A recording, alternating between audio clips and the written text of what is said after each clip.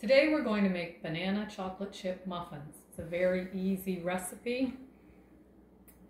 And of course, the first thing I should do is wash my hands. So make sure you get soap. Wash your hands well for at least 20 seconds.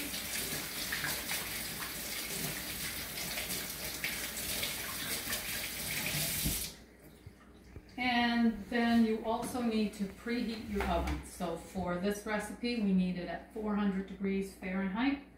So I'll just put that on. Okay, so you can see that I've basically got my ingredients out in my utensils, so everything should go quickly.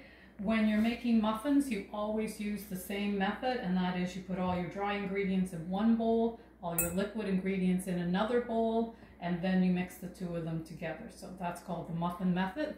So we start with our dry ingredients, and we need to measure the first 5 into a large bowl. So the first 5 ingredients are all-purpose flour, whole wheat flour, some granulated sugar, baking powder, and salt.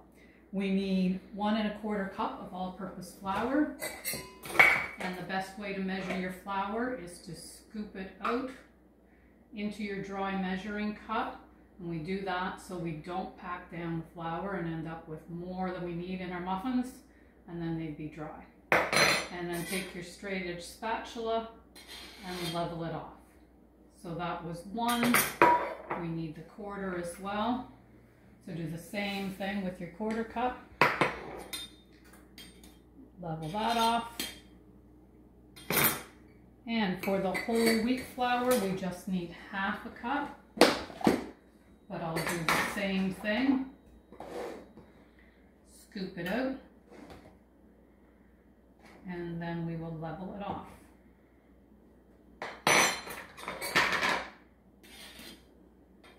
Okay, so there's our 1/2 cup of whole wheat flour.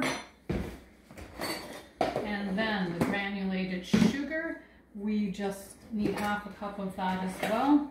So we can use our same cup. And with the granulated sugar, you can just scoop it because you're not going to pack it down. Level that off. And then we're ready for our baking powder. So it's 15 mils of baking powder. So we're going to move to our spoons now.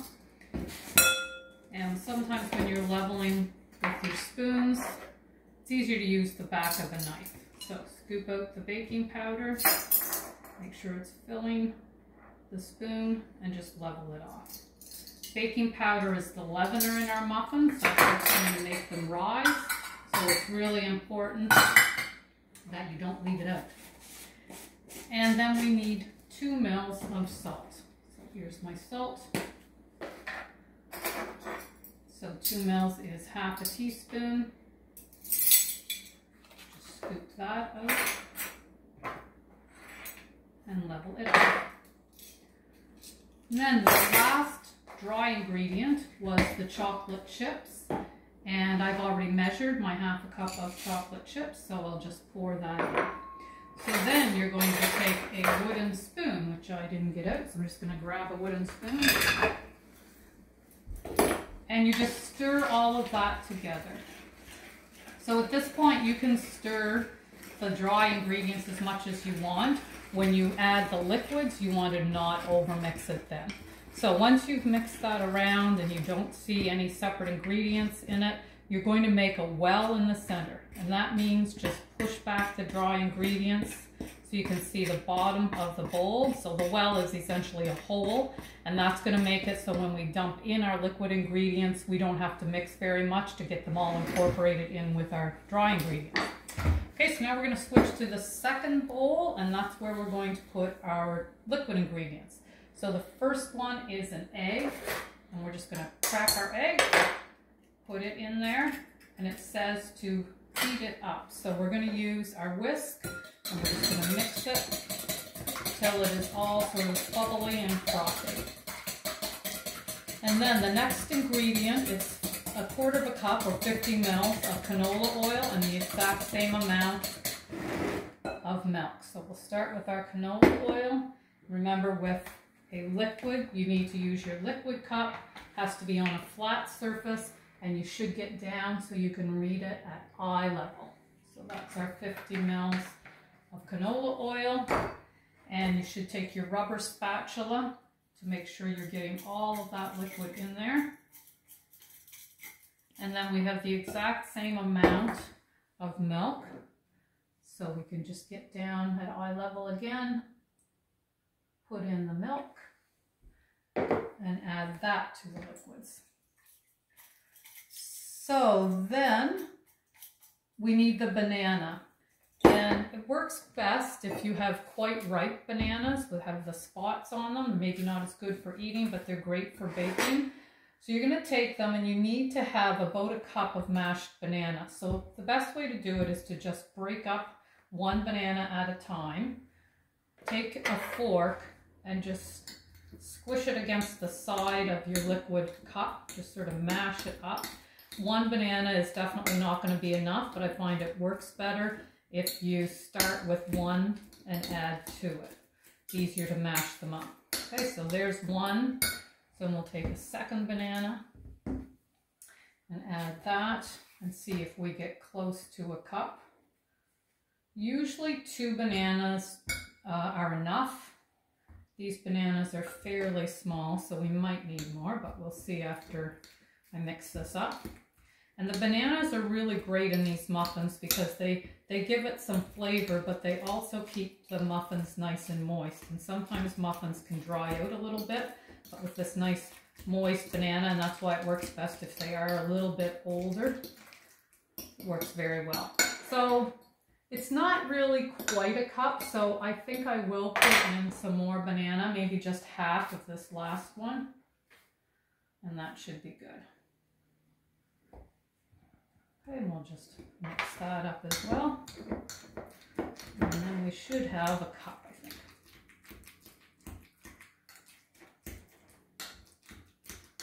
Okay, so you just kind of smooth it down so you can see whether it is, and that is pretty well exactly right at a cup. So now we're going to add that to our other liquids and just use your whisk to mix all of those liquid ingredients together. And again, you can mix the liquids as much as you want before you put them in with the dry. But with muffins, your goal is always not to overmix once you put the liquids and the dry together. If you overmix, you're going to end up with muffins that have holes in them called tunnels. They're kind of peaked on top instead of being nice and round on top. So you want to avoid overmixing. Okay, so we've got our liquids done, our dry done. We're going to take the liquids and we're just going to pour it into that well that we made earlier. And then you don't want to leave all of those liquids in there, so make sure you take your rubber spatula and clean everything down. So now we are going to mix the wet and the dry. So we don't want to beat it, we want to mix it kind of slowly. Make sure you have your wooden spoon going right down to the bottom of the bowl so that you're getting everything in. And after you've mixed it for a little bit, you've got quite a bit of it mixed together, just take your rubber spatula, clean off your spoon, clean down the sides of your bowl.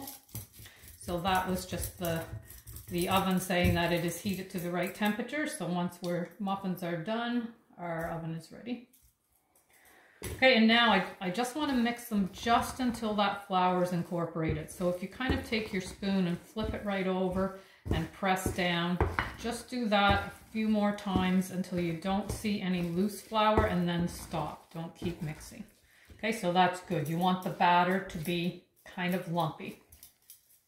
So now we're ready to put them into the pans. So to do that, you're going to take your muffin tins, and you can either put the little paper cups in each one, or you can spray it. So I'm going to spray mine. So you take your spray, give it a good shake, hold it up so that your muffin tins are about at arm's length, and then just go and give it a fine mist. You don't want to have too much, so just a mist.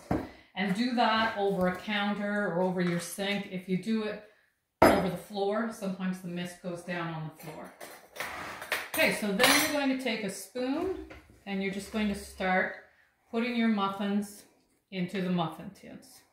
So you're going to fill each one about 3/4 full. And you can always go back and fill some more if you need to. So just go and put some in each one to begin with. And then if you have any batter left, you can go and even them out.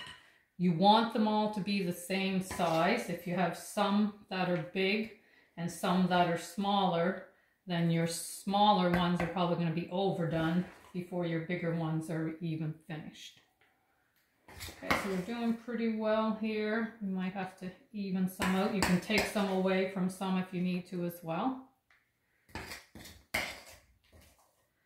So I'm going to take my rubber spatula to get what's left, because we don't want to leave any in the bowl.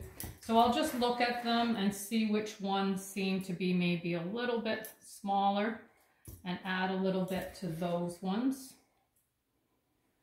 to use up what we have left here.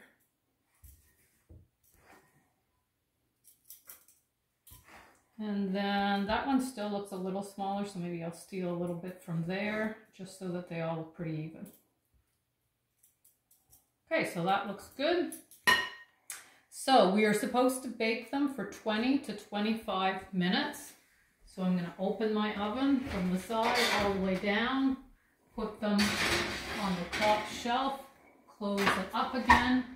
I'm actually going to set the timer for half that time, so I'm going to set it for 10 minutes, and after 10 minutes we're going to turn them around.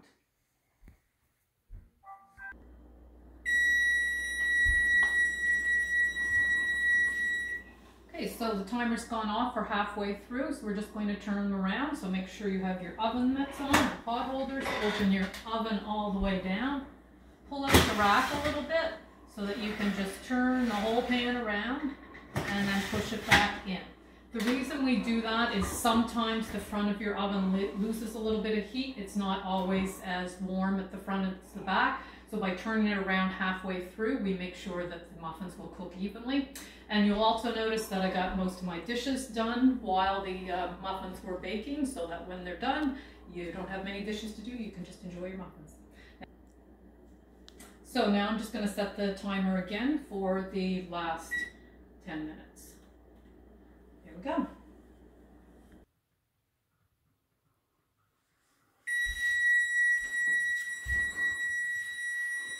So the timer's gone off again, and that should be the end of the time, but you want to test them to make sure they're actually done. So you're going to open your oven again, pull them out a bit, and then take a clean toothpick, put it down in one of your middle muffins and pull it in.